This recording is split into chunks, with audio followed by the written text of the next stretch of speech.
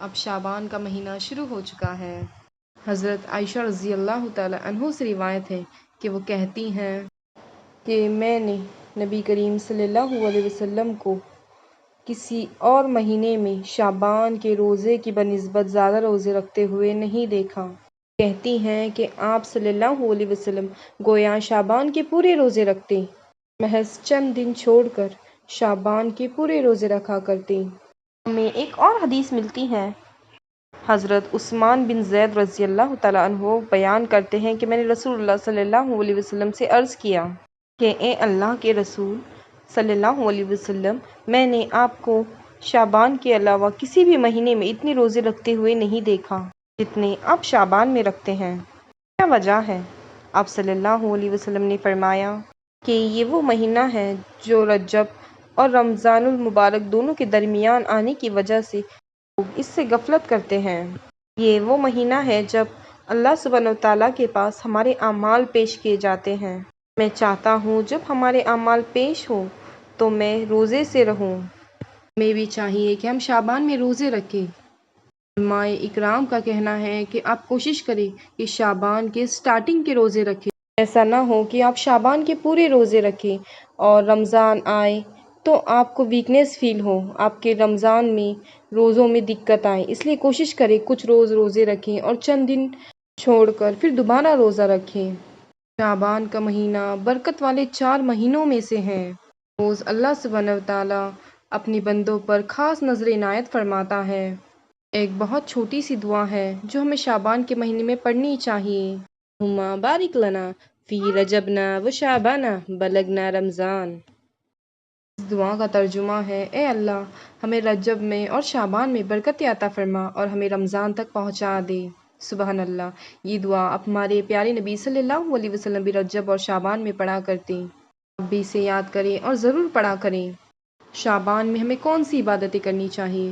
شعبان میں ہمیں کثرت سے استغفار پڑھنا چاہیے، نفل عبادتیں کرنی چاہیے، ہمیں نفل نمازیں پڑھنی چاہیے، چاہے 2 رکعت کیوں نہ ہو۔ کثرت سے استغفار پڑھیں، درود پڑھیں، اور اگر آپ کو نماز پابندی سے پڑھنے کی عادت نہیں ہے تو اس مہینے میں 5 نمازیں وقت پر پڑھنے کی عادت ڈالیں تاکہ رمضان کے مبارک مہینے میں آپ کی کوئی نماز قضا نہ ہو۔ اس مہینے میں آپ کی صحت کا آپ خاص خیال رکھیں تاکہ آپ کا رمضان میں کوئی روزہ مس نہ ہو۔ ڈائٹ کا خیال رکھیں۔ اگر آپ کے پچھلے سال کے کچھ روزے چھوٹ گئے ہیں تو کوشش کریں کہ اس مہینے میں وہ روزے کمپلیٹ کر لیں۔ اس کے علاوہ آپ ایک لسٹ بنائیں کہ آپ کو رمضان کے مہینے میں کون کون سی عبادتیں کرنی ہے، کتنی دیر قرآن پاک کی تلاوت کرنی ہے، کون سی دعائیں اللہ سبحانہ وتعالیٰ سے مانگنی ہے۔ دیکھو رمضان کے مہینے میں اللہ سبحانہ وتعالیٰ اپنے بندوں کی دعاؤں کو قبول کرتا ہے، تو اس لیے اپنی دعاؤں کی بھی ایک لسٹ بنا لے کہ آپ کو کون کون سی دعائیں اللہ سے مانگنی ہے۔ اس کے علاوہ خواتین اپنے گھر کے کاموں کی بھی ایک لسٹ بنائیں، کیونکہ رمضان کے مہینے میں گھر میں کام تھوڑا زیادہ ہوتا ہے۔ انہیں شہری کی تیاری کرنی ہوتی ہے، پھر افطاری کی تیاری کرنی ہوتی ہے، اس کے علاوہ ان کے ذمہ اور بہت سے کام ہوتے ہیں، تو کوشش کریں ان کاموں کی بھی ایک لسٹ بنائیں اور وہ کام وقت پر کریں۔ مرد حضرات کو چاہیے کہ اس مہینے میں اپنی بیوی کی مدد کیا کریں تاکہ وہ بھی بڑھ چڑھ کر عبادت میں حصہ لے سکیں۔ یہ مہینہ خاص طور سے اللہ سبحانہ وتعالیٰ کو راضی کرنے والا مہینہ ہے، تو اس مہینے میں بھرپور عبادتیں کریں اور صدقہ اور خیرات بڑھ چڑھ کر کریں۔ صدقہ مصیبتوں کو بھی ٹال دیتا ہے، اس لیے صدقہ ضرور کریں۔ اب ہم بات کرتے ہیں شعبان مہینے کی کچھ بدعتیں۔ لوگ سمجھتے ہیں اس مہینے میں مرحومین کی عید ہوتی ہے، اس لیے وہ ان کی عید مناتے ہیں۔